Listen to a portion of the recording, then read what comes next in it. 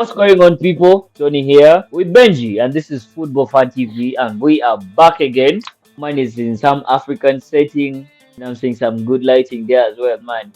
Yo, that's how you went for the Bachiga Nation and killed it, yeah? Yeah, bro, this is my title winning jersey, FA Cup winning jersey. I was the only fan in the bar, which is something I'm quite used to by now. But yeah, had to bring the vibes for this pod. Okay, I am here in my Arsenal jersey that bottled the league, but Ize, I'm looking forward to getting. I'm actually looking forward into the third kit because the third kids are the ones that always buy first and they look nice. I actually prefer them to most of the home kits. I didn't like this, but regardless, season has ended and all that. So today, no Arsenal vibes, no Man City vibes, no much Premier League talk, but we're talking about the mass exodus at Madrid. Madrid is getting rid of almost everyone. Is it getting rid of everyone or they're cutting ties with almost everyone? Well, it's a very interesting time at Madrid, and I like that today we've moved about 7,000 kilometers from England to Spain to talk about my childhood team and still, one of my favorite teams, Madrid. There's only going to be 3 players left from the 2014 Champions League team, and that would be Cruz, Modric, and I think Nacho.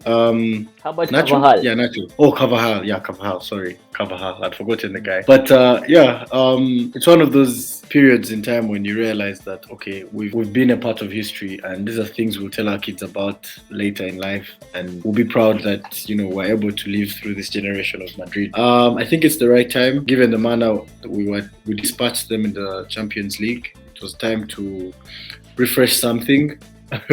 The one that doesn't surprise me is the one for Eden Hazard, but I think the one for Benzema definitely comes as a surprise, not just to us, but to the fans themselves, because they had a plan in place to move on in 2024 and then usher in Mbappe, because they believed they had another chance for Mbappe next year.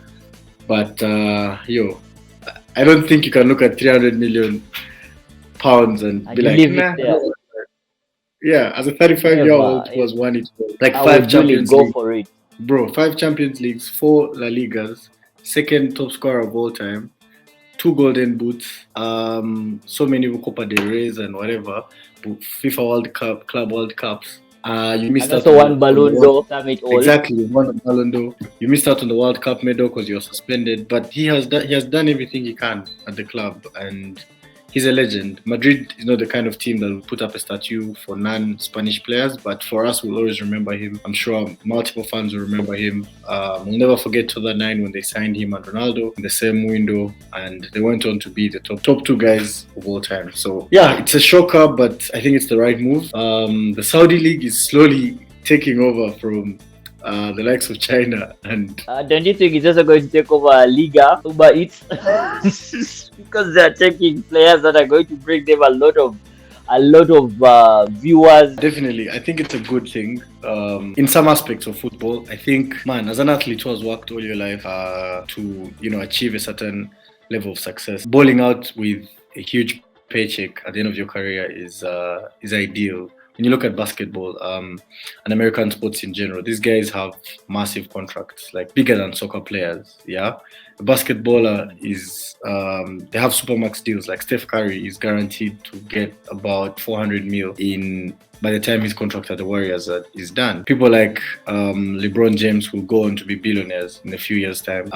In football, it's only Ronaldo and Messi that have consistently racked in super cash, and that's from endorsements and all this other stuff. But if you're able to, get such contracts from oil money, I think it's unfair to like other players and the other leagues. But at the end of the day, I think their target is simple: players at the end of their career, not players in their prime. Yeah. So if they can grow their domestic football, I think it's a good thing.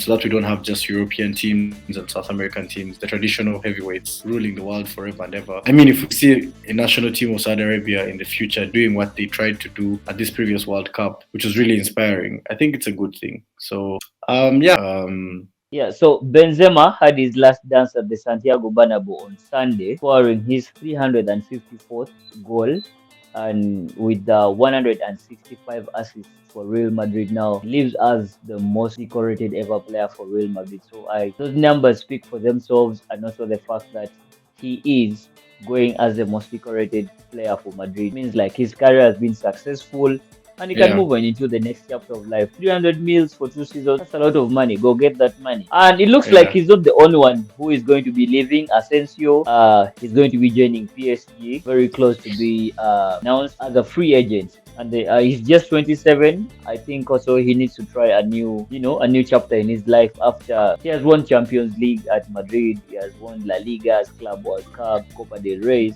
So basically, I think he also needs a new, fresh start for his career. He's actually supposed to be at his peak.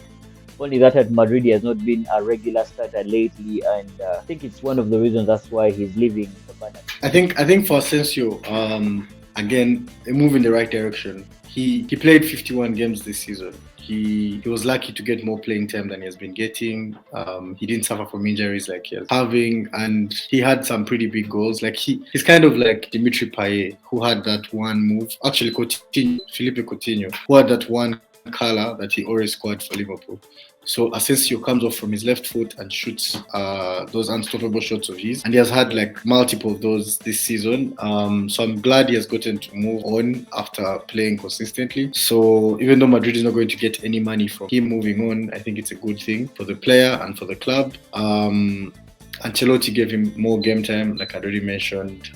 He's left with like 62 goals in 268 games, which is a decent return for someone who played with world-class players all the time. So he was mostly from the bench. PSG would be a good move for him at his age. I think he will probably take over that wing, and teaming up with Mbappe will be really good for him. So yeah, I think it's also a nice move. The next player we're going to talk about is Eden Hazard after switching Chelsea to Madrid. Has actually been a very sad story for him after joining the Spanish Giants. Hazard, as his contract has been terminated on mutual grounds, and it looks like he has the next days to decide whether to move to another team or try again or end his professional career. So the love story between Hazard and Madrid has come to an end. So My that one is guys, one that is not been surprising. that wasn't a love story. Tough For love, me, toxic. yeah, very toxic. For me, Hazard, I felt sad for him at the beginning, and then later I had so many interviews from ex-teammates who said that he doesn't put in as much in training, and you could see that from his physique. Like he'd come back from the summer and the guy's packed on a lot of weight. Zidane would try to give him some game time, but then the performances were not really clicking. And there's a way the city just failed to embrace him. Like the fans didn't embrace him, his teammates didn't embrace him. As they're giving away these emotional farewells to Benzema and Asensio, he didn't get a chance to be bid farewell. Yet he was on the bench. He has been fit consistently this season, but he's always not leaving the bench. So you could tell he's not in the plans for the club. And he recently retired from international football. I think his mind space right now must be foggy. I don't know what his next move could be. Penny for his thoughts would be an understatement, but hopefully he gets back on his feet. He was a very brilliant footballer in the Premier League, and yeah, I think his demise at Madrid was even sadder than Sanchez at Man U. So hopefully he gets another start, like in Would life. you love Yeah. to see him? Maybe would you love it for him to try maybe the MLS or maybe the Saudi Arabian League as well? Probably. Funny enough, I don't think Saudi wants him, but Maybe the because MLS might take him. maybe the MLS, because you know when they were able to land Ronaldo, like let's give credit where it's due. Ronaldo and Messi set the tone for the rest of the world. So if Ronaldo shows you that it's okay to play in Saudi Arabia, and Messi has been an ambassador for the country over the last 3 years, it kind of takes away all these barriers on I can never do this, I can never do this, and then the money Ruling factor the world also comes in. whatever. So if Hazard gets another chance in Saudi, he will definitely do tricks that none of those guys have seen, and he'll probably be a success. So MLS would be a better fit if he still wants to play football, because it's a bit more competitive than the Saudi league.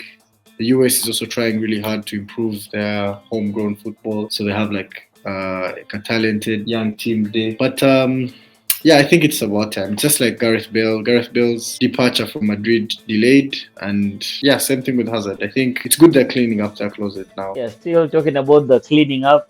There's still a lot that is going to be cleaned. Mariano Diaz, that kid who was tipped to be the next Cristiano Ronaldo. They gave him the shirt number 7. Didn't work out for him, but he has medals and Yeah, he's also cutting ties with Madrid. Uh, I have never been as bitter as I was when I realized Madrid had given that guy the number 7 shirt immediately after Ronaldo left.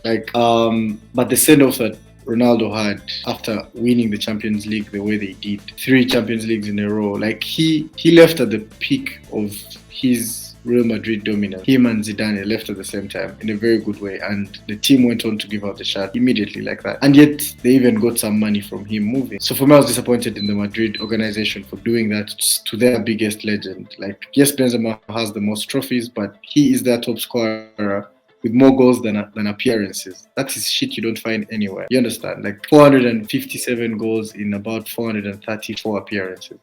That is crazy. So I was disappointed, and the fact that they gave it to Mariano and he didn't even live up to it. He didn't even make 5 goals in a season. Like, come on. But I don't know what's been going on at Madrid lately. They recruit some brilliant players, and then they recruit some players, and you're like, really? Like the Hazard thing. Couldn't they know that he doesn't put in much in training beforehand, before signing all that money? The same thing with Mariano. He's not an academy player. He came in from one of those other teams in Spain. So finally, like, go, man. I was tired. I Go. think those are high ceilings set for him, but he failed to hit the numbers, failed to hit the ground, and it has really never worked for him. I Yeah, think Nacho might be also on his way out. It depends whether they're going to enter into contract terms and all that. But as the farewell was bid to Benzema and the rest maybe were leaving, mostly Benzema, Nacho didn't seem to be saying goodbye. So there are chances he might stay, or he might leave as well, because Inter Milan I think would take him. So yeah. there are also chances leaving. So Nacho, I wouldn't I wouldn't think it's going to be a bad move if either he leaves or stays. Nacho is a very how do they call it? It's I don't know the word, but he's this one where you can put in the midfield, he does for the job. In the left back, he It's does for the versatile. job. Center Very back, versatile. he's versatile. That's the word, yeah. Yeah. So I think he would be one to keep around the team, and also being an academy graduate or player from the academy. I think he has that Madrid culture in him that he can easily other people maybe who are new that are coming in and all that. So Yeah. I think if they kept him, it wouldn't be so bad. I think I've watched an interview of Nacho's where he has said his biggest dream is to retire at Madrid. The guy has been there since he was 11. He has played for Madrid from age 11. He's now 33. That's 22 years of loyalty. When you look at basketball, guys like Kobe Bryant, they played for one team throughout their entire career. It's an admirable thing to do. Lately, it's harder because soccer has become very commercial. Yeah, but if he's able to do it, because he's one of the guys who took a pay cut during COVID. He's that loyal, and when he Yeah. plays, he actually performs really well. So when Benzema left the pitch and gave him the captain's armband, I felt like I see a future of Madrid where he is that guy who gives direction, doesn't have to play every minute, but he's the voice in the locker room. He is reminding them of his days playing with Ramos. He has literally played with everyone at Madrid, coming into this new generation. So there's only one outlet that has released that story. From a romantic point of things, I hope it's just a rumor. I hope he stays, because I still believe in romantic football and some true stories that you can listen to years later. Like, this guy has 5 Champions Leagues. He has 5 La Ligas. He has been at Madrid all his life. Like, that's a guy, you'd want to listen to. He knows the club in and out. Even though, Florentino Perez has been there for a long time, he will still be the guy that probably knows about the next president and stuff like that. So it's something I don't want to see happen, personally. Okay, liking the content, and if it's your first time to be here on this channel, make sure you subscribe, turn on the notifications so that you can get our content every time we upload something. Smash the like button as well, share and comment, give us views about the content. We always would really so much appreciate that. And yeah, we've talked about the outgoings or the potential outgoings. How about a few incomings? I see there's so much interested in Kai Havertz. That one I don't really think it's going to Oh, make so much sense. it will be another one of those I've just mentioned that don't make sense. Like, The why? hazard deals. Exactly. Like, what are you doing? How are you putting Kai Havertz with Rodrigo and Vini? Like, how is he going to keep up with those guys? He's not clinical. He's not fast. And also the rumors of Bobby Firmino. At least Firmino would make a little bit of, depending on the It makes a style lot. he plays. It makes a Yes, lot of and sense. he would make a very good connection with the Brazilian forward that they already have, Rodrigo and Vini. Now, if it would be short term, I wouldn't mind because they have their Haaland or Mbappe projects that are indoors that they will Yeah. maybe go maybe 2024 or 25 for one of them. Bob, you can come and do for maybe the short term job as you try to see long term. But Kai Havertz, I really don't I see really how. don't see that. And then they have the other potential monumental move, which is going for Harry Kane. I mean, Madrid has consistently had a guy that gives you 24 plus goals per season. When you check the last 9 seasons of Harry Kane, he has consistently had that. His lowest goals were 24 in two consecutive seasons, and he had the injuries in those seasons. So I can't imagine a Madrid without a number 9. Like, I don't think it has ever existed. They have the money to make the moves. They have the pedigree. They have the coach. They have the culture. Harry Kane. If I'm Harry Kane, I go to Manu because I'm chasing Alan Shearer's record, but I go to Madrid because I need trophies now. Because man, 29, 30. This is the time to get something under your belt. So if it actually is a potential deal, I think that would kind of affect their long-term plans, but it also fits into the window for Haaland because Haaland will be available in maybe 3 years after Man City. So yeah, Haaland has maybe a it gives them. release clause, I think. Yeah, but that release clause was removed. It was removed already. It was removed. Yeah, it was removed. The guys saw that they were going to lose the money anytime because Madrid would just come with the money and pay it. It would just And be up they, to the player to decide. Yeah. yeah, when Pep agreed to sign, they removed that clause from his contract. That's what the story is. No one has come out to like definitively say it was removed, but stories from inside the camp say that it was removed. So I'm confident I have that guy for at least 3 years. Yeah. Well, Benji, always a pleasure to have you on the pod. Always nice hearing your views or your thoughts on this beautiful game. And today we had to come and talk about the exodus that is happening. I read a lot of outgoings for now. Don't know the incomings. Yes, we actually left out Bellingham. Bellingham. Yes. Yeah. What are your thoughts on that? What are your thoughts on that? Bellingham said he wanted to go to a traditional football club, maybe that's where he is going to play football, not this thing of looking at money or what. But for a 22-year-old and get a chance to go to Madrid, you wouldn't turn it down, honestly. Yeah. So, however much it's going to be a tricky deal. Madrid always makes those signings the summer, big signings, and I have a feeling it's going to be their biggest signing this summer to pull it off. So, well, it's going to be. We're first going to look at it because he has been bowling in Dortmund. We've had the scenario of maybe Sancho bowling at Dortmund and coming to the Premier League and bowling again. Then now Bellingham bowling in Germany. Okay, he has been bowling as well this season in the Champions League. He has been really a little bit consistent, but what is he going to do at Madrid? Who is he going to play with? Because Tchouaméni lately, the World Cup, he has also come back, but has not gotten the game time, but is a powerhouse. Has a lot of energy into that midfield that is having already tired legs, I would say. Cross is not the cross we knew some time back. Even Modric and all that, and even Camavinga has played as a left back to get into that team. So basically, Bellingham, if he goes in, I don't know if he goes in, it's going to be something we have to look at. I think Camavinga this season for Madrid has been like Bernardo on the other end for Man City. The coach loves the player. The player loves to play. The player brings something unique to the team, but he's not the kind of player that can say, I'm going to bench Gundogan for Bernardo. I'm going to bench KDB for Bernardo. I'm going to bench Rodri for Bernardo. He doesn't have a claim to a number. Jude Bellingham definitely can sit in and claim that number in Madrid. When I look at their future, I think I can see a pairing of him, Fede Valverde, and Tchouaméni, with Kroos, Modric, and Camavinga coming in as backups. Because, I mean, Modric has accepted that he's staying at Madrid. He wants to finish his football from Madrid. He's coming into his 39th year, I believe. 39 or 38. And 39. And he has confirmed that he's staying at Madrid. So I think he's comfortable with whichever role he plays.